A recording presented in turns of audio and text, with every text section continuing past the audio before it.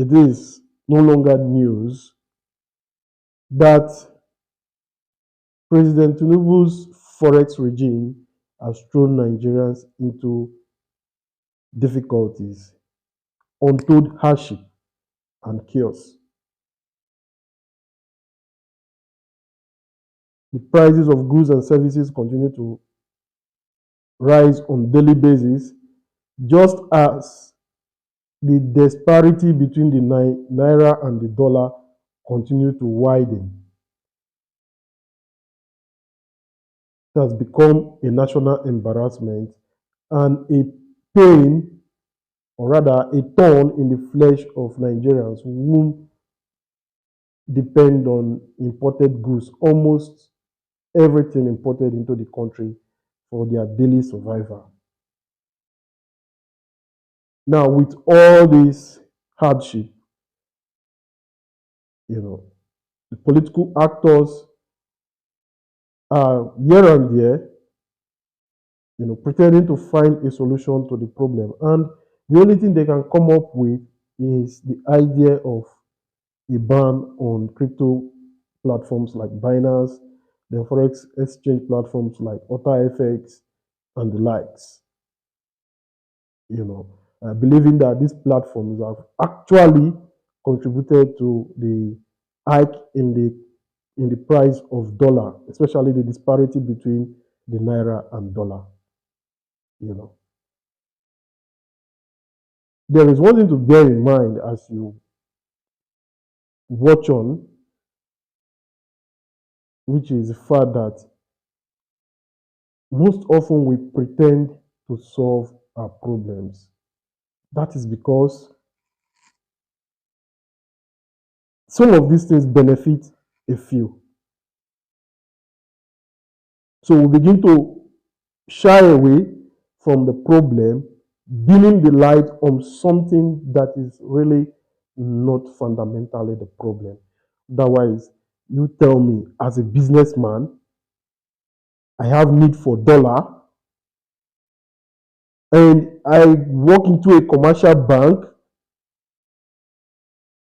make my proposal clear that this is exactly what I have need for dollar for, and it is ascertained, and I have access to dollar to do my transactions.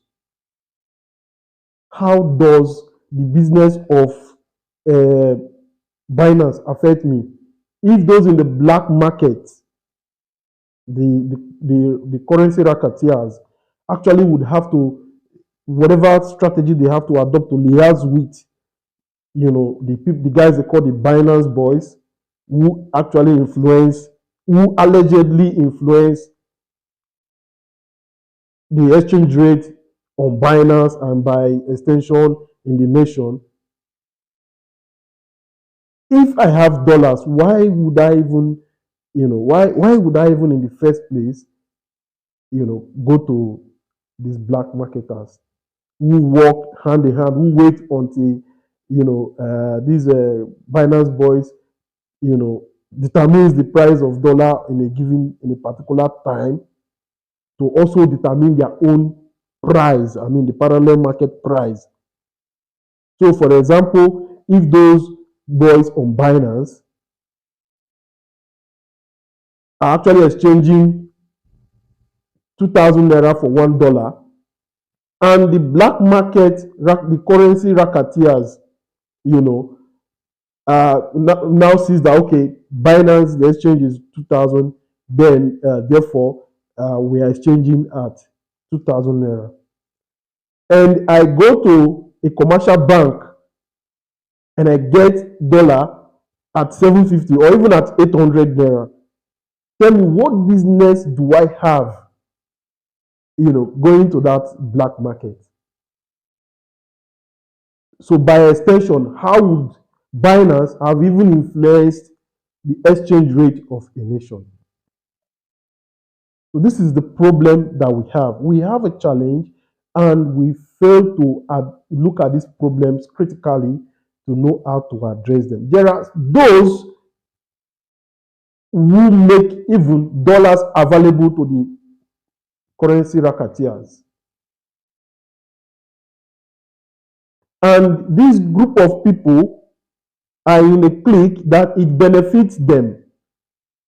What does it take in the interest of the country to say that there is no black market? Because this business is almost like subsidy that they claim that it was only benefiting a few. The currency racketeering business, as far as I'm concerned, is also another form of subsidy debacle, where only the few, including the politicians, who have access to dollars, benefit from this. So why are we not discussing for a fact how dollar can be available in our commercial banks in the first instance? What has stopped dollar from being available in our commercial banks such that businessmen who have need for dollars can access dollars in commercial banks and do away with the parallel market? What does it take a bank? Of course, banks, you can argue that yes, the dollar is not a legal tender. But you can't deny the fact that it has become the part of the daily life of every Nigerian. So if most of the goods and services we enjoy in the country are often foreign and we have to import them and we have to trade in dollars, then our commercial banks must be responsible to make dollars available legitimately to those who need them. So here again, we are also missing the point, and we are, pursuing an agenda that does not even address the problem. On a more serious note, this government should be concerned about how we can earn dollars as a nation, not by pursuing Binance and other, forex institutions. What modalities have they put in place? What measures have they put in place to encourage production of globally competitive goods? You hear that 30 billion naira has been given to each state governor to actually ameliorate the suffering within their respective states. And we have never heard about strategies that these governors are adopting to create opportunities for the citizens that are capable to come up with goods and services that are globally competitive. It is until we begin to think in the line of producing goods and services that are globally competitive that we can export and earn dollars. That is only when we can boast of stability in terms of the exchange rate between the naira and dollar. It is never by banning Binance or other crypto platforms, but by being proactive, understanding the situation where we actually are now, and how to make the most of the resources that we have, even at this critical time.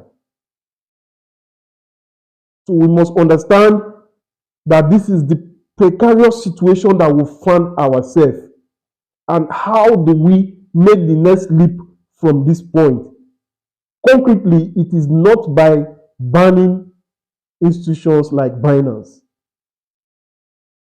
but by making sure that we establish industries, empower youth who have ideas that can birth renowned products that can be sold globally. I think that is the right approach that any reasonable government should adopt. That should be a blueprint to address this kind of scenario, not by banning platforms like Binance, because as far as I'm concerned, Binance UltraFX or any other platform should never influence the exchange rate of any country. Moreover, these organizations are not just operating in Nigeria; they are operating in many other African countries, and they have. If you go to Ghana, South Africa, Egypt, they have more stable economy.